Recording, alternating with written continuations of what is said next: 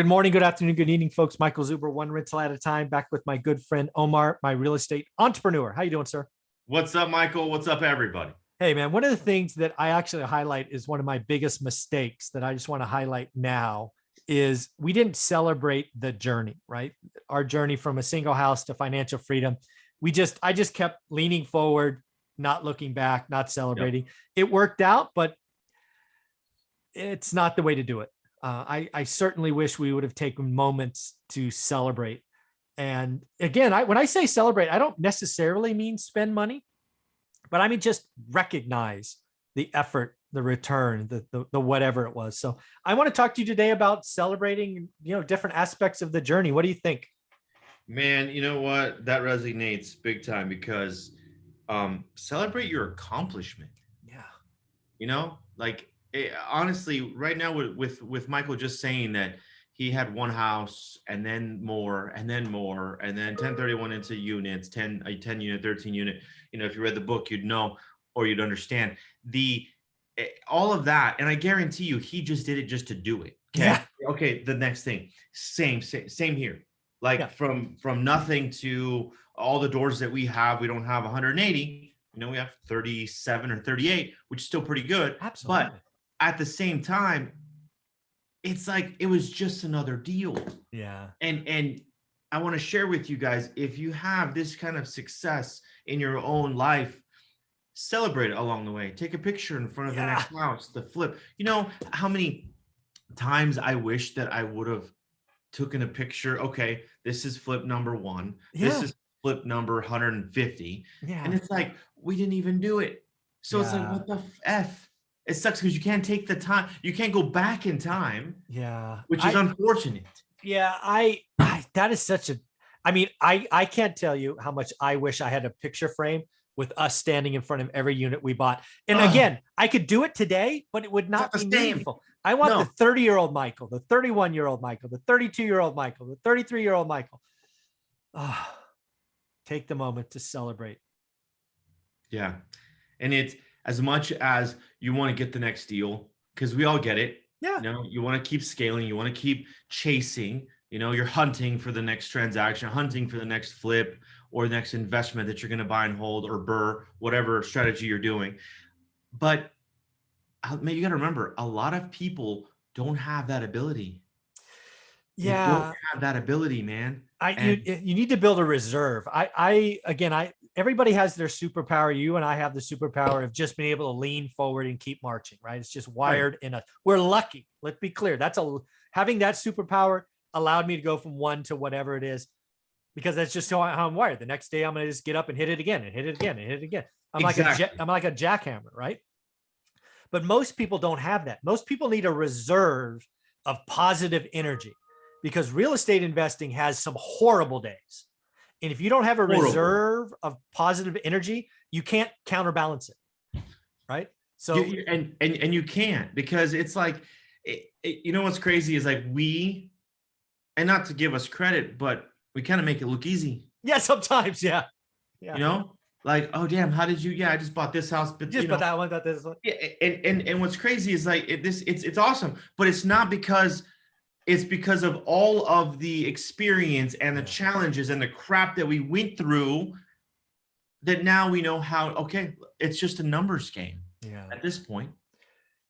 And honestly, like that whole journey, you have to celebrate the success. And that's something that I'm now that I document more of my acquisitions and dispositions, and flips or whatever the case. Now we have like history. Yeah, I've seen it in the minute. And yes, social media did create that. Yes. And that's something that's pretty cool, because now you can go back to your archives and you can see it all. Yeah. But beforehand, before it was all show, and I just got on social a little while ago. Yeah. Dude, what about my last, 15 years? Exactly. Just same with you, Michael. Yeah. I wish that I would have been like, hey, this house was 250 or 270. It sold for, they foreclosed on, then I bought it for 40. Yeah. How cool would it, and then take a picture of the piece of crap house behind me. Yeah, exactly. Yeah.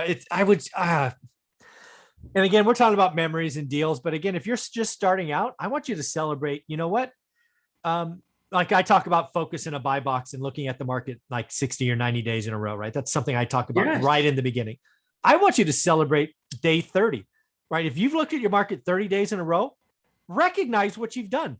Take out the spreadsheet, share it with someone and saying, I'm looked at my market for 30 days. I think this is the best deal. I think this is the worst deal. Take a picture, screenshot it, do something, document what you just did, because most people won't do it for 30 days in a row. And then by day 60, tell me what an average deal is. Tell me what a good deal is. Tell me what a great deal is. Just my whole thing of buy box and daily discipline is about building confidence. The only way to do that is to celebrate the little wins, so you have that reserve that you can call when you need it. So I like to build confidence in people. Exactly the same motto, man. I mean, literally, this is why we have our investment role play. This is why we have the learning how to talk to sellers, to develop confidence. So when you do talk to someone, you now actually, can take them to point A to point B. Yeah, the whole like talking to sellers, right? It's the same thing as like I talk a buy box, look at it every day. If you're talking to sellers, even as dry runs or practice, you do it 60 days in a row, it becomes old habit. You know why I was the #1 pre-sales consultant when I didn't understand the technology? It's because I sat in a room for like 4 or 5 days in a row and gave the presentation to myself, start to finish, time in, again. Gangster.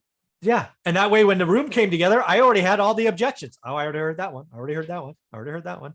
So because you put the work into internalize it. Yeah. I had given that presentation probably 1,000 times, and it's an hour long, 45 minutes to an hour, 1,000 times before I actually did it for a room full of people. Dude, spot on. So now when you in front of the people, doesn't matter. Just doesn't matter. So that's sick. Yeah. And again, let's be clear, right? What I should have done is I should have documented, the first time. Oh, that was uncomfortable. Oh, the 100. Oh, I got a little better. I got some jokes now, right? Because when you're practicing, like when you start practicing talking to sellers, for example, right, it feels uncomfortable. And you're just trying to have the script, right? Oh, they say this, I say this. But when you get comfortable, you start interjecting humor and jokes and body language and hand gestures. It just flows like a play. It's pretty beautiful. Also, and everybody that's listening, I mean, guys, it's psychology. Yeah. It's psychology. You're notice how he said that, hey, you're gonna implement some humor. You're gonna make them laugh. Yeah. You're gonna do this. And you're going to allow them to open up and then find out their motivation and their why. Yeah. The biggest thing I have for salespeople, specifically new salespeople, most new salespeople get this question wrong. They think most people decide to buy because of the numbers, right? I call it logic. Right. That is backwards. Most people decide to buy emotionally. Yep, and always. then they justify by the numbers. Don't get it twisted. Don't come in there guns a-blazing talking about 7 comps and days on market and killing people with data. Most people are going to gloss over. What you need to come in and say, I care about my sellers.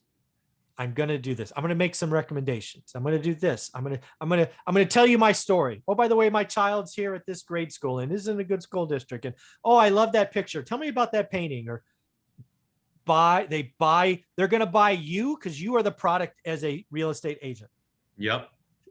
Get their heart first, their mind second. Ooh, I like that. Heart first, mind second. Yeah, most people see this is this part of our conversations, where I'm writing notes and you are too, with everything that we go through.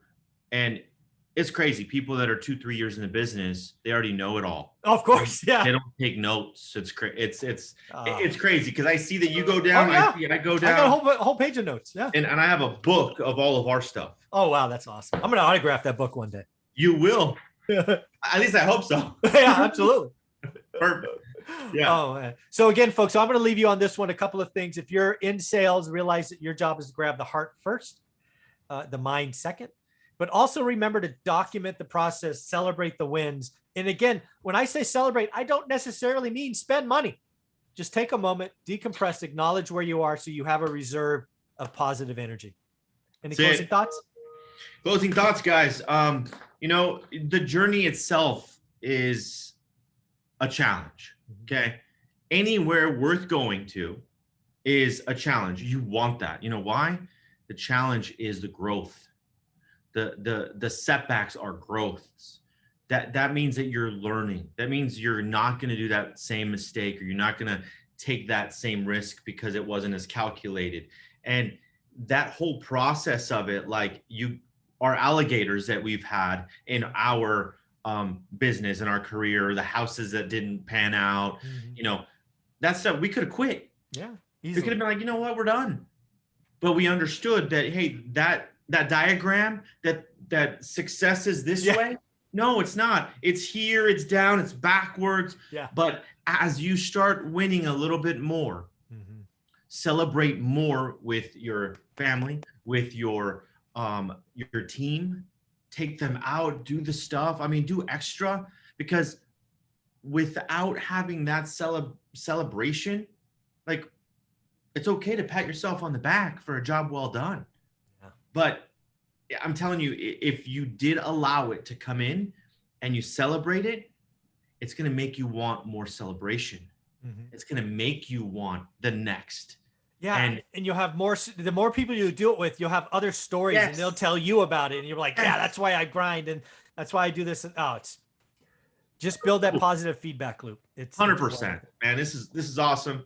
I appreciate you always taking the time, Michael. Thank you, buddy. Thank you for being my Tuesday expert. Appreciate you, Omar. Yeah.